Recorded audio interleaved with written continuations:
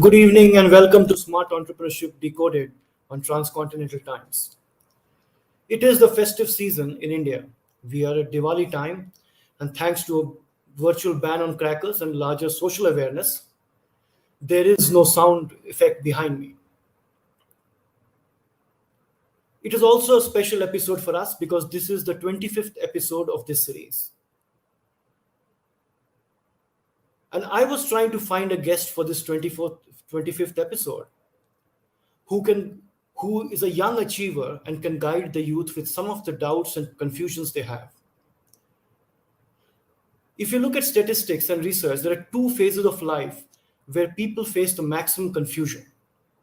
One is midlife, which I have experienced myself and written a book on. When choices of what you can do are coming down, you're wondering whether you have done enough. You're wondering if you have enough time left to leave an impact on the world and protect your family. But even more confusing time, especially in this day and age of so many choices, is the teenage years. And it is a question I get at every campus I go, where students ask, how do I know what I should do? How do I know what I'm passionate about? Not everybody has the gift of clarity of thought at a young age.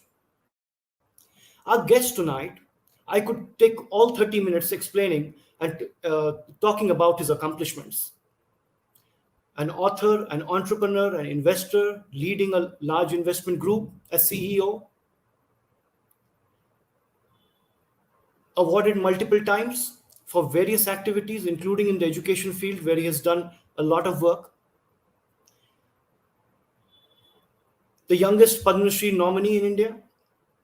There's so many ways I could take up time and describe his accomplishment, but that's no substitute for hearing the man himself. Join me in welcoming Aditya Arora. Hi, Aditya. Hi, Nalin sir. Hi, how are you? I'm good. How are you? I'm all good, all good. First, festival greetings to everyone who's listening. It's Diwali time in India. So, Thank yes, you. hope all is fitting. Yes. Thank you for making the time at such a busy time with the family. You are. I have been following you on social media, and where you have a huge following, with a lot of young people following you and listening to what you have to say. And I always find that whatever you say has extreme clarity and simplicity. You don't. So I often say that a good mentor is one who demystifies complex problems, not mystify simple ones. And you seem to do that very well. So let me pose that question to you. For young people, how do they figure out what they should do in life when they are in college? Is there a way?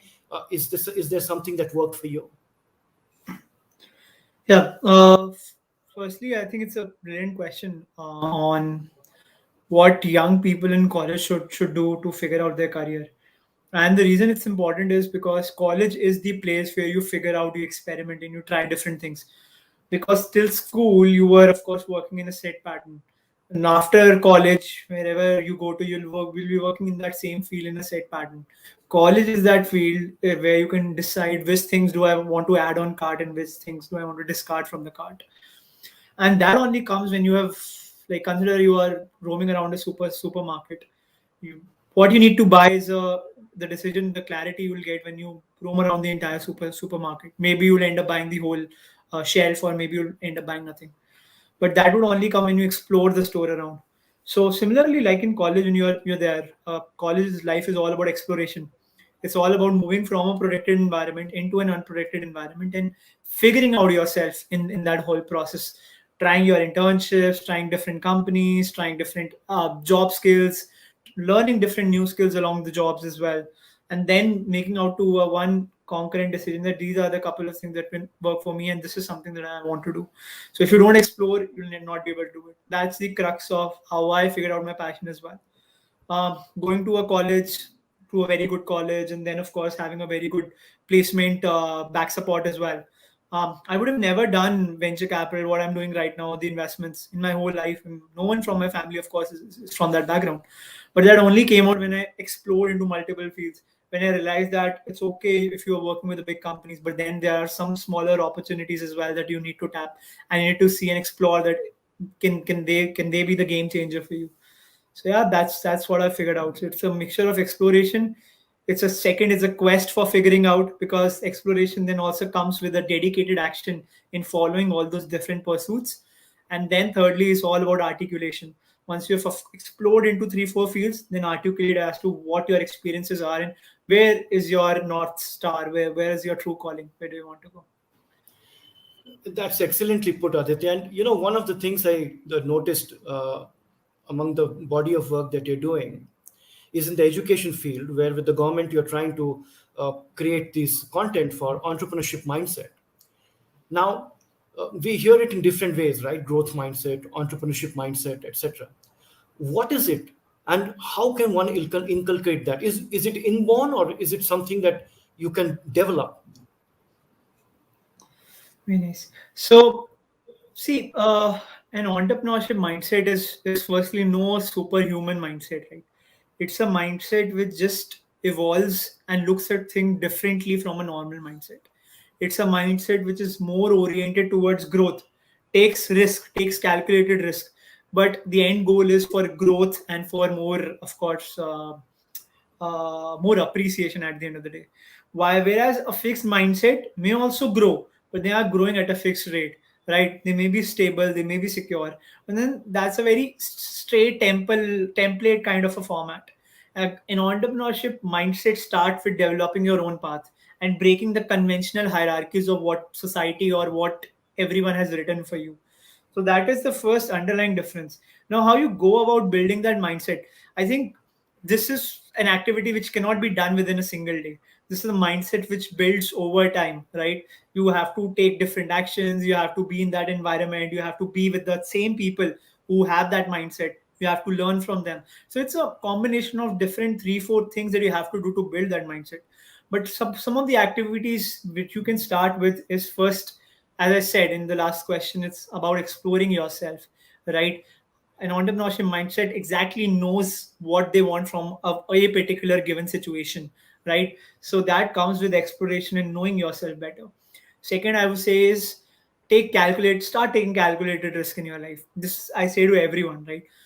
So there's a principle in finance that says higher the risk, higher the reward. Similarly, I relate with life. If you want to reach at some point of life, some point of time in somewhere in life, you have to do something different from what the rest of the crowd is doing. If you don't do that, then of course you are with that. Your future is tied up with that, the future of the crowd. So second is start taking calculated risk. And third, I would say is the most important aspect of entrepreneurship mindset is the dealing with failures, right? A normal mindset would look at failures as a definition in life, that okay, this is something I could not crack. But an entrepreneurship mindset always looks to better the situation at hand.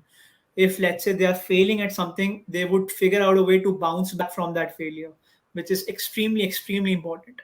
So yes, I think this is the most important tenet of an entrepreneurship mindset. And it's more growth oriented, it's more ferocious, it's more risk taking, and then also it knows to deal with failures in a way better manner and utilize those failures for growth rather than for stopping and defining yourself at that point of time. So Aditya, I will take this whole thing from a parent's perspective.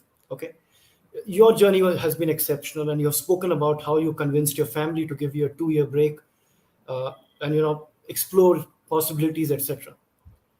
What is your message to parents of young boys and girls who are enamored by entrepreneurship or want to explore it? Let's not say enamored. They have the opportunity, they want to explore it. But the parents are rightfully concerned that what will happen if they fail. What is your message to parents? I mean, what would you say to them?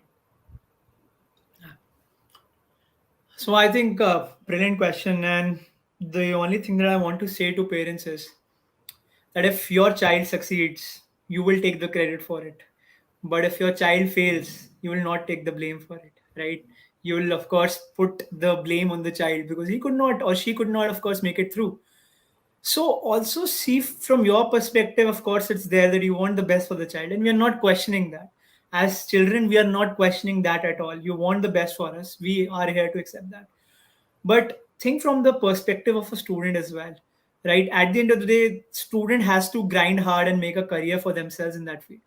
Even if students are getting like plenty amounts of money from that, but they're not happy in that profession, then as parents you will also not be happy, right? That your child is making money but still not happy. At the end of the day, we want happiness. So one is, give your give your child more flexibility, especially in the early age they are going on. You've always, of course, you've controlled them through the school. You've of course put them into a good college. Now give them some flexibility to do whatever they want to do in life. That is one thing. Second is, be a bit more patient. As parents, a lot of us just want the results to come on to the next day, which typically does not happen. Forget about entrepreneurship. Anything that you start in life, the results don't happen the next day. So be a bit more patient, right? Understand that things take up time, and give your child that leverage to, of course, take more time and to work on things if they're feeling. Third is the most important thing is, focus on your child's mental health as well, right? This is something which is not talked about at all.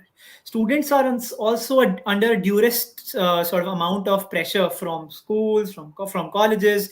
So much workload is there, and then there is a peer pressure as well. Their peers are doing True. so well, that happens, right? Then of course there is like social media has put it into more social pressure, which probably is inevitable pressure and probably is not visible as well, but that whole amount of pressure is there as well. So one is, focus and be like a friend sometime to your child, right? Because if your child is in a good mental health space, they'll be performing better. Even if let's say they are performing better but not in a good mental health space, sooner or later burnouts would start to happen. And that is what we have been seeing in today's generation, that they are burning out. They are thinking of retiring at the age of 30, 31, right? So just give it more flexibility, and yes, back the child at the end of the day. I would So just you say picked that, an even if they important point. fail. Yeah, you picked an important Yeah. point. Mental health is a big issue. More than half the entrepreneurs have some mental issues and pressure. And today in the social media environment, I don't envy the young at all. Everybody is happy on Instagram and LinkedIn, and everybody has great careers, etc. The only place they're unhappy is when they look at the photo in the Aadhaar card. Otherwise, everybody is happy, happy everywhere. And it's quite tough for all these young people. You yourself say that people should be patient, but when people will look at you, they'll think, hey, you made it in 3 4 years, why can my child not make it as well? But let's shift track a little bit. When entrepreneurs go to meet at early stage, go to meet investors typically, you are the exception, typically are older to them, especially college entrepreneurs, etc. Now, you started off young in an investor network. The first criteria for them to put money through you or on you is your how to build trust in you and how to build your credibility. So when these young entrepreneurs go to investors, how do they build that trust? How do they display that they are credible, that they are bankable? You can put your money on me and I won't run away with it. Excellent question again. So, again, as I say, see, trust is something which just does not come with words, right? Words is just like a complement to it. But the main thing an investor is putting money in an early stage startup is money on you, not on anything else, right? Because at an early stage, you can't evaluate anything about the business. It's just putting money on the founder. 100% the risk is on the founders. And in that case, a credibility comes with a function, a component of whatever past experience you've done, any similar companies you've built, or you've worked with any similar companies before. Secondly, do you have the requisite skills of the market that you are in? For example, if I want to change the education world, am I that sociable? Am I that understandable? Am I that deep a thinker? Right? All the attributes you need for excelling in that very particular market or the domain that you are in. Then thirdly, it also very importantly it becomes who all are backing you as well, right? So sometimes, let's say I say that I trust in Nalin sir, and Nalin sir is putting money in a startup. So even if I don't know a startup, I can piggy bank on Nalin sir's trust and put that trust into the startup where he's investing. So then that becomes very important, that you're picking the right people yourself to work with. Even if let's say you are young, you are inexperienced, but in your team you have people, of course it's a good mix of people of experience, of young, of people of course who've been there, done that. So then you start building credibility with other people, with your investors, with your internal stakeholders, even while building a team, right? That's the most important challenge. Even while building a team, when you have a good mix of people around, when you have those skills, or when you are coming from that background, that all adds to trust. And I would just suggest one last quick hack for building trust. A lot of us build trust when it is to be built, right? And that is when it takes time to build trust. However, I always suggest to young entrepreneurs and startups to start building trust from the very first step. Interact with those investors, update them with your work in progress, meet them in different forums, interact with them, and slowly and steadily build that cute little relationship till the time the trust builds.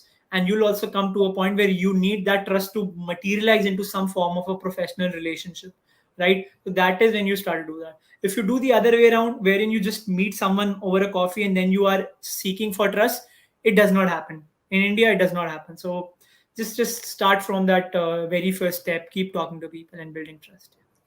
Very, very good points there on how to build trust whenever and credibility when you're still young. And one of the important things there is see who's backing you and work on this as a process and not as an event when you need the money. Those are very good, very, very good points. It resonates very well with me. I was watching an interview of yours where you said when entrepreneurs come to you, you look for passion, you look for how much they are willing to put into it, etc. So, two questions there. One, how long does it take you personally as an investor to click that I want to work with this guy? And second, how do you assess passion and knowledge? Yeah. So again, that's a thing which you can't process it, right? That how can I evaluate someone's passion, right? Because every second person which comes to me says that they are 100% passionate about Yes. it, right? And if I have to fund every second person, I would not be able to fund more than 30 or 40, right? So again, it's very hard to say no to people because everyone has passion, everyone has some sort of a story which you're backing, but then as investors you need to realize that money is constant. You can't of course make it variable. So there's a certain limit to it which you can invest because you have to recoup the returns on it as well. You can't just go about investing without realizing returns. So then it becomes a component of whoever is coming to us. A is that person coming to us through a network. What I said, what I said to you earlier. Because again, if someone is passionate, then they would have convinced other person as well to invest in that. If they are not able to convince anyone, then just convincing me, then that does not add up to the story, right? That means that maybe I am not evaluating correctly their passion, or maybe there is no passion at all, right? So one is that trust of other people as well, which kind of builds along the story. And in terms of passion, what I always look for is passion is never spoken by big lines or words, right? It's never spoken like I would do this or I would do that or I would achieve that. It's always spoken in a way that when the tide was against your shaft, at that point of time, did you let your sails down or were you sailing through? Because if you were sailing through till then that means that you're passionate enough. For example, a lot of startups came to me when they survived the COVID 19 wave, right? Mhm. They did not let their businesses shut. Businesses around them were getting shut. They figured out new, interesting ways of adding more revenues to the business. And that shows the passion of the business. That shows the passion of the founders. That adds up to the gungo of the gusto of the story, right? So, yes, that's how you basically evaluate trust. You evaluate your passion. And How long do you take to take in your mind to take the decision? Of course, there's diligence, there's whole lot of meetings. How long before you think this resonates with me? I want to work with this guy. So for me, it's a very quick decision. I can't, of course, take long. And again, I go on first principles or first instinct decisions. If my first instinct within the first 5 minutes, the founder is able to convince me on what they are trying to build and that their story is the best story that there is there, I'll be taking a decision. I'll not wait for long because if I wait for long, again, there is a risk that I might not invest in them as well. I might lose the deal. So I'm very quick about those decisions. Okay, let's get a little more contextual to the times we are living in now. What are the sectors that are exciting you right now? Yeah. So, see, after COVID, I think the major story change that has happened is the increase in online consumption, right? And now we are talking about, of course, the metaverse, which is coming, the new virtual world, which is coming, right? So, I am excited about that, kind of scared as a customer as well, because of our over dependency on technology.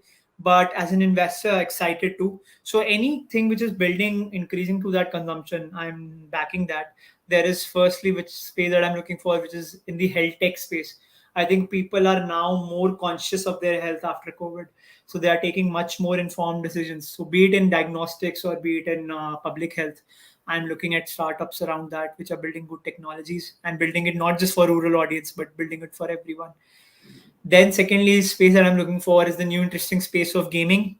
I know it's a very Gen Z concept, but I think gaming in India can become massively, massively big. It's just a 900 crore industry right now, but I think it has potential to go up to multiple $1 billion as we've seen in the southeast and west.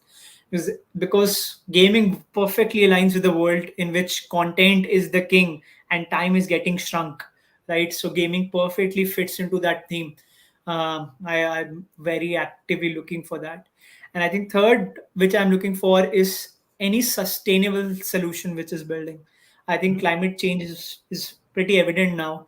And any startup which is working either in a clean energy space, in the EV mobility, or anything which is reducing carbon footprint in India, I think it's a very, very interesting solution. These are all futuristic solutions, but then as investors we take futuristic bets. So I'm looking at these three fields It's broadly. interesting you say that because when I looked at your portfolio, I saw a very balanced, almost industry agnostic kind of approach, which was pretty good to see and healthy to see. You mentioned gaming. I live in Jakarta, Indonesia, where the average age of the country is 22. In India, we think we are young at 29 average. It's 22. It has got 70% of the gamers of all of Southeast Asia in that country, 168 million gamers out of 270 million. So it resonates with me. I really get what you're trying to talk about that. And when you look at gaming and you look at metaverse put together, you're looking at a conjunction that's likely to play out for a long, long time. But we always tend to amplify all our successes and all the things we have done wonderfully well, and you have accomplished in a few years what people take all of their careers to do. Have you had a failure in an investment, and what, as per your own analysis, you thought you did wrong or you erred? Yeah. I'll be anything very, very frank about it. We had one failure investment, I would say, but it was more of a failure of the entrepreneurs themselves rather than the business. But one fundamental mistake that we did from our end was a very big calculation mistake. The company was in the space of selling teas in India.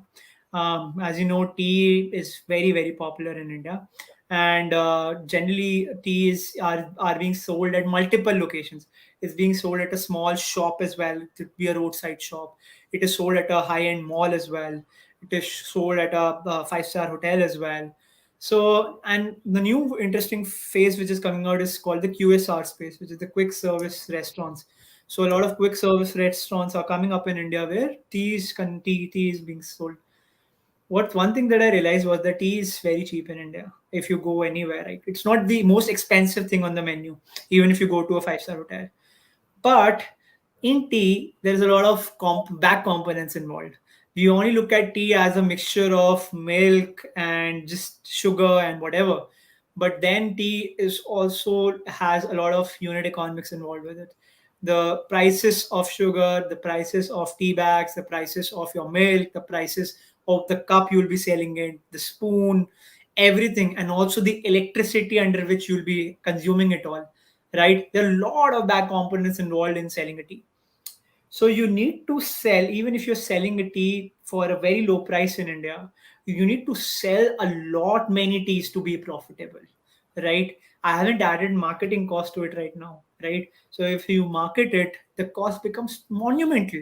So on let's say a teacup which you'll be spending, let's say $1 for a teacup, you'll easily be incurring $1.5 to $2 cost on it, right? Initially, even more than that, depends on your marketing. So you need to spend a lot many teas to become profitable. What we realized is we did not factor in all the cost.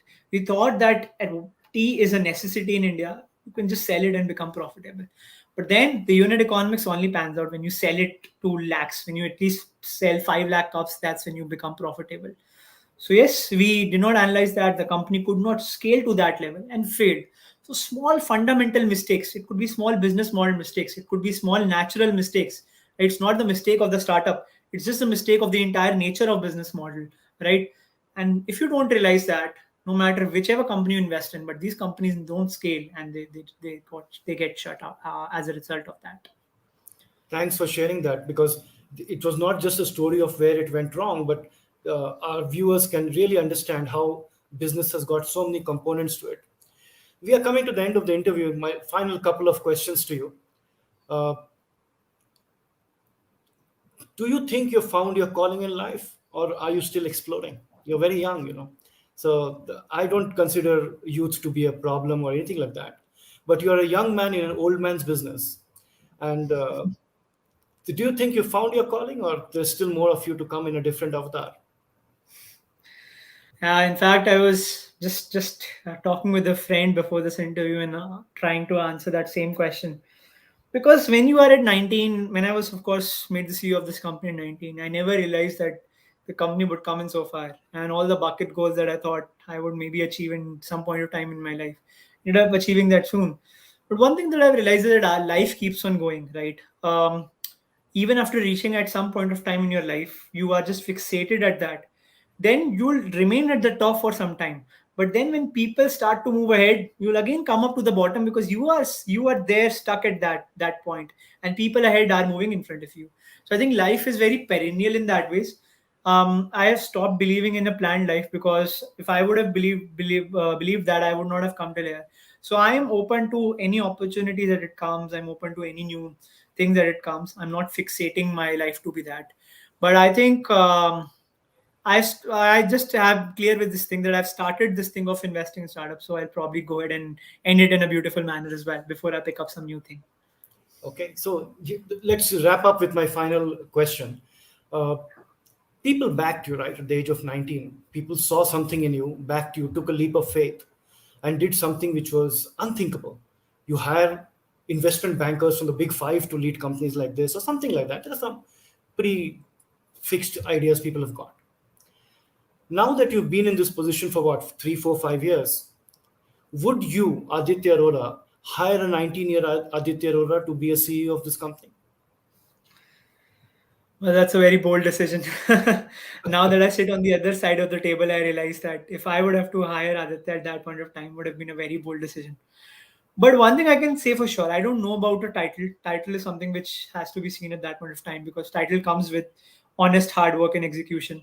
So title would have to be seen, but I'll definitely give opportunity to the young person to go ahead and execute, because if I don't give the opportunity to someone like me at that point of time, how would I get more people into this ecosystem to join it at a young stage? And that is where my life is headed towards. So definitely, I'll give the opportunity to that person, but I can just give the opportunity. The person has to execute it themselves. Well, I wish I was 19 and I came to you for that job, but I'm not. I'm 52. Thank you very much, Aditya. You are one of the leading voices in the startup ecosystem, a role model for the youth. I wish you the very best. Your humility, candor, clarity is really something people should emulate. Thank you very much for joining me tonight. Have a great night. Thank you. Thank you. Thank you so much.